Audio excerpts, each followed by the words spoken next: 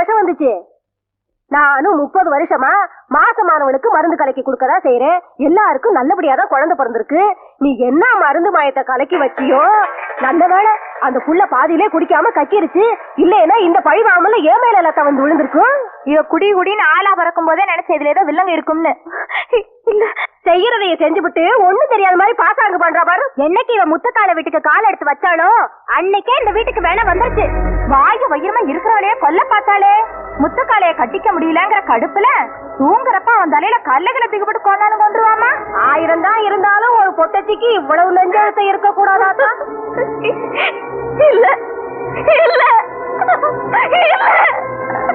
இல்ல, நான் எதுவும் பண்ணல. எனக்கு எதுவும் தெரியாது.